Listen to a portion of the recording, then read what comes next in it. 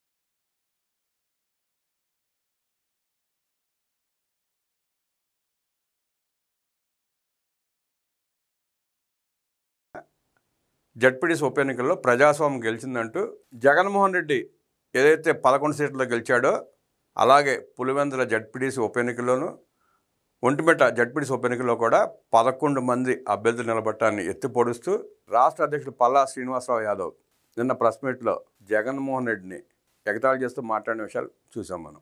1995లో గెలిచింది టీడీపీ ఆ సీట్ని. పులివెందుల జడ్పీటీసీ ఎన్నికల్లో గెలిచి నాడు తెలుగుదేశం పార్టీ ఉన్న తులసిరెడ్డి గారు జడ్పీ చైర్మన్ అయిన పరిస్థితి. 90 తర్వాత ఎన్నికంటూ జరగలేదు, ప్రజాస్వామిక పాలన అక్కడ జరగలేదు. వైఎస్ రాజశేఖర రెడ్డి కుటుంబం దారుణాలు, దాష్టికాలు, దౌర్జన్యాలు, దొమ్మీలు, హత్యలు చేసి ఎన్నికలు జరగకుండా ఏకపక్షంగా చేసిన తీరు గమనించాం. 30 సంవత్సరాల తర్వాత మళ్ళీ నేడు పులివెందులో ప్రజాస్వామ్యయుతంగా కూటమి పాలనలో ప్రజా బ్యాలెట్ నిర్వహించి ఓటర్లు స్వచ్ఛందంగా వచ్చి ఓట్లు వేసుకునేలా ఏర్పాటు చేశారు చంద్రబాబు నాయుడు గారు. 30 సంవత్సరాల తర్వాత ఓట్లు వేసిన ఆ ప్రజలు, ఆ ఓటర్లు ఆనందం వ్యక్తం చేశారు.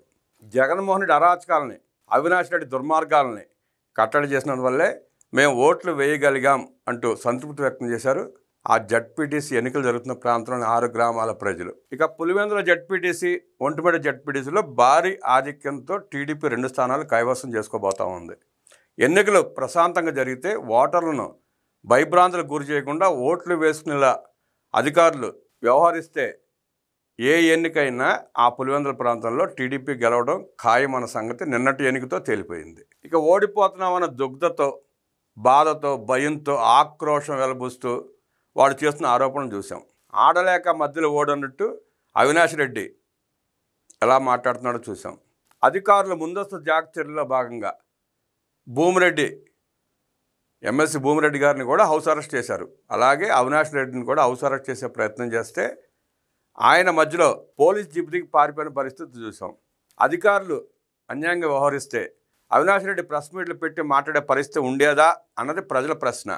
టీడీపీ ఎమ్మెల్సీ భూమిరెడ్డి గారిని అరెస్ట్ చేసింది కానీ అవినాష్ రెడ్డిని అరెస్ట్ చేయలేదే.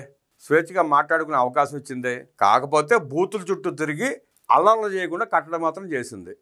అదే అవినాష్ రెడ్డి ఆ ఓళ్ళలో తిరిగినట్టయితే పరిస్థితి ఎంత దారుణంగా ఉండేదో అక్కడ స్థానిక ప్రజలకు బాగా తెలుసు.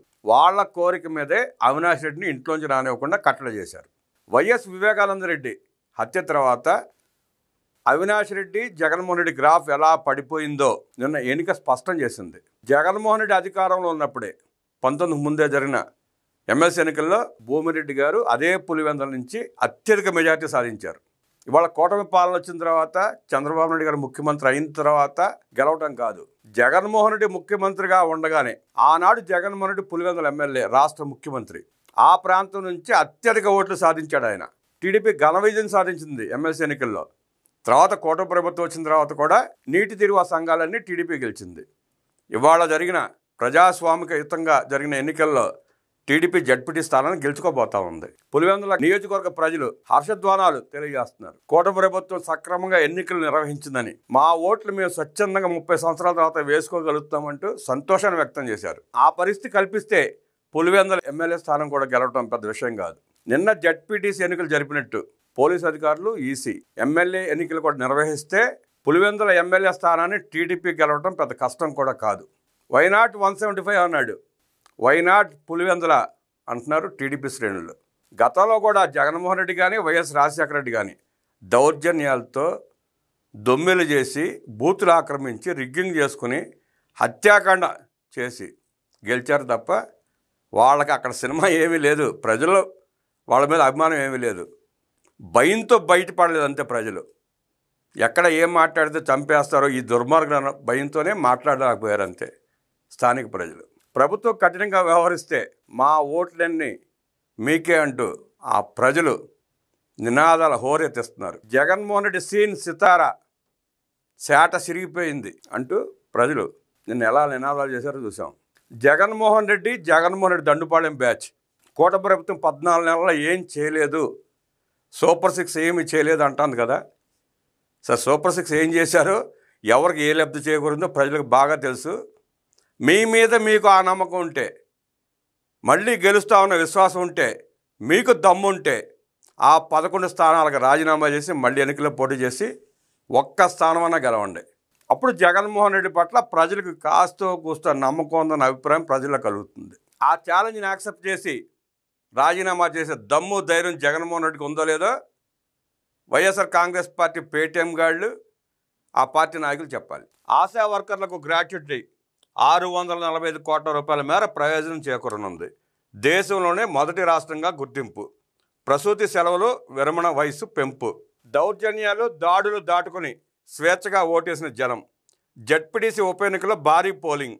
పులివెందుల, ఒంటిమిట్ల వైసీపీ అరాచకాలు. బూతుల్లోకి చొరబడి టీడీపీ ఏజెంట్లపై దాడి. ఓటమి భయంతో సాకులు వెతుకున్న జగన్ రెడ్డి.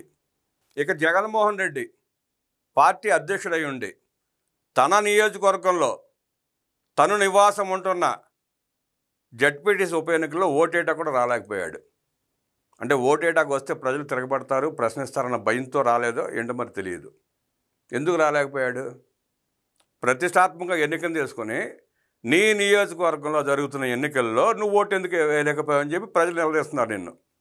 నువ్వే నీ అభ్యర్థికి ఓటేయకపోతే మేము ఎందుకు వేయాలి జగన్ రెడ్డి అంటున్నారు ఆ జడ్పీటీసీ ప్రాంత ఓటర్లు. ఇంకో పక్కన జడ్పీటీసీ అభ్యర్థి కూడా ఓటు వేయలేకపోయాడు. బయటికి వెళ్ళి ఓటు వేస్తే ఎక్కడ ప్రజలు మొహాలు ఉమ్మేస్తారోనన్న భయంతో, నిలదీస్తారన్న భయంతో, నా అధ్యక్షుడే వచ్చి నాకు ఓటు వేయలేదు కదా, నేను మాత్రం వేసుకుని ఎందుకు ఓడిపోయేదానికి ఓటు వేసుకోవడం ఎందుకు అనుకున్నాడేమో. కనీసం వాళ్ళిద్దరూ ఓటు కూడా వేసుకోలేకపోయారు. అది ఆ పార్టీ పరిస్థితి. ఇక జగన్మోహన్ రెడ్డి కోర్టులు, బెయిళ్ళు, జైళ్ళు అంటూ తిరుగుతూ ఉంటే రాష్ట్రానికి పెట్టుబడులు వరద, పరిశ్రమలు పోటీపడి వస్తున్నాయి. ఆంధ్రప్రదేశ్కి సెమీ కండక్టర్ ప్రాజెక్ట్ని ఇవ్వడానికి కేంద్ర కేబినెట్ నిర్ణయానికి సంతోషాన్ని తెలియజేస్తూ ధన్యవాదాలు తెలిపారు ముఖ్యమంత్రి చంద్రబాబు నాయుడు, నారా లోకేష్. రాష్ట్ర అభివృద్ధి విషయంలో కేంద్రం అందిస్తున్న సహకారం మరువలేనిదని చంద్రబాబు హర్షం వ్యక్తం చేశారు. ఏపీకి సెమీ కండక్టర్ యూనిట్లను కేటాయిస్తూ కేంద్ర కేబినెట్ తీసుకున్న నిర్ణయంపై ముఖ్యమంత్రి చంద్రబాబు సంతోషం వ్యక్తం చేశారు. ఈ మేరకు కేంద్ర మంత్రి అశ్విని వైష్ణవ్తో ఫోన్లో మాట్లాడిన సీఎం సెమీ కండక్టర్ యూనిట్ కేటాయింపుపై ప్రధాని మోదీ కేంద్రానికి ధన్యవాదాలు తెలిపారు. ఆంధ్రప్రదేశ్లో సెమీ కండక్టర్ యూనిట్ ఏర్పాటుకు దక్షిణ కొరియా సంస్థ అపాక్ట్ కంపెనీ లిమిటెడ్ ముందుకు రావడం తెలిసిందే. 468 కోట్ల రూపాయల పెట్టుబడితో మొబైల్స్, సెట్ టాప్ బాక్సులు, ఆటోమోటివ్, ఈసీయూ, గృహ వినియోగ ఎలక్ట్రానిక్ పరికరాలకు సెమీ కండక్టర్లను అపాక్ట్ కంపెనీ ఉత్పత్తి చేయనుంది. డబుల్ ఇంజిన్ సర్కార్తోనే సెమీ కండక్టర్ ప్రాజెక్టు రాష్ట్రానికి సాధ్యమైందని మంత్రి నారా లోకేష్ ఆనందం వ్యక్తం చేశారు. ఏపీకి సెమీ కండక్టర్ల ప్రాజెక్టు కేటాయిస్తూ కేంద్ర